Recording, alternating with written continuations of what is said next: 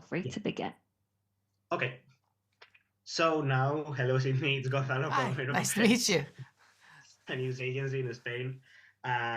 Congratulations for the show. The first thing I want to ask you, it's about something about superhero movies in general, superhero genre, because in the last few years we have seen like it's losing a bit of its popularity compared to some years ago.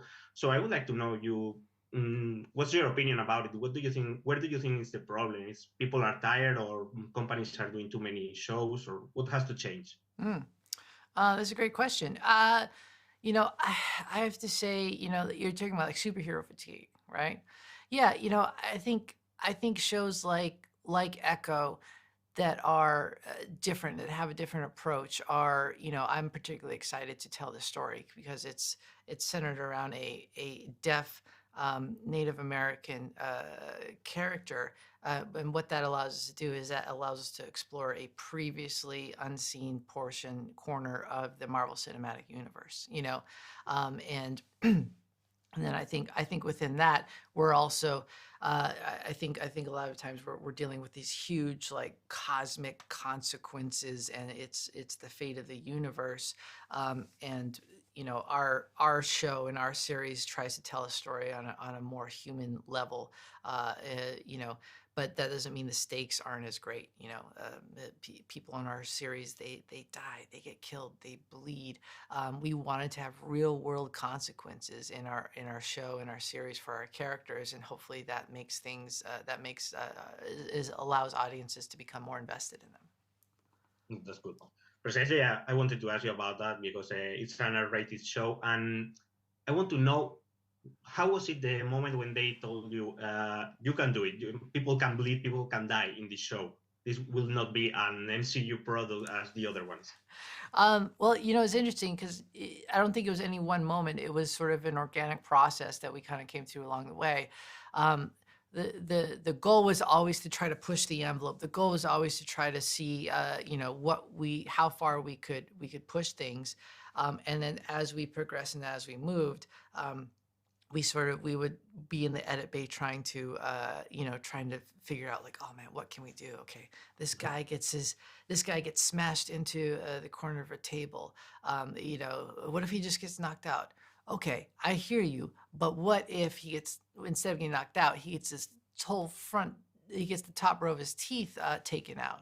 Okay, let's try that. Let's see what it looks like. Okay, well, actually, if we take out all his teeth, we can't tell his teeth are gone, so we have to put some teeth back in to show there's an absence of teeth.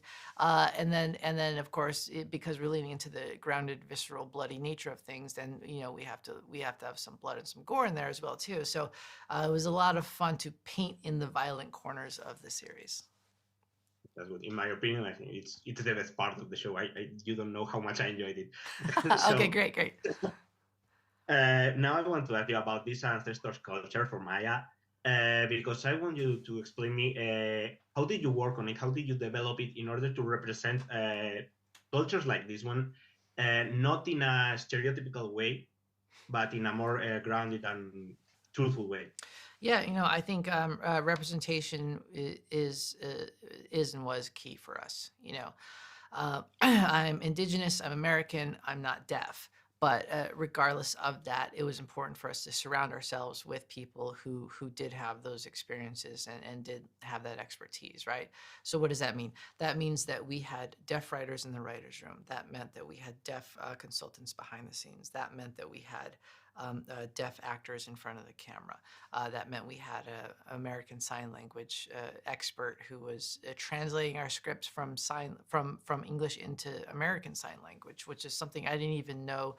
I didn't know that ASL and English aren't one-to-one, but because we had those experienced voices behind the scene, it allowed us to create a more authentic story. On the Indigenous side, again, just I think there's this notion, this portrayal of Indigenous Americans and Indigenous Canadians, that we're all one big lump in one group and we're all a monolith, and we're not. So for example, I'm Navajo, and my language and my culture and my tradition is different from the Choctaw language, culture, and tradition. And so. So what did that mean? That meant that we had Choctaw writers in the writers' room. That meant that we had Choctaw language experts. We had cultural consultants who were Choctaw. We had Choctaw actors in front of the camera. All of those things that may typically be seen as, potentially even burdens were actually incredible blessings for us, and it just allowed us to tell as authentic a story as possible. Yeah, that's something great. Okay, they are telling me that I have to wrap up. So it's time. Thank you very much for everything. You have been so generous with your answers. So thank you very much. Thank And you. good Thank luck you. with the show. Thank you.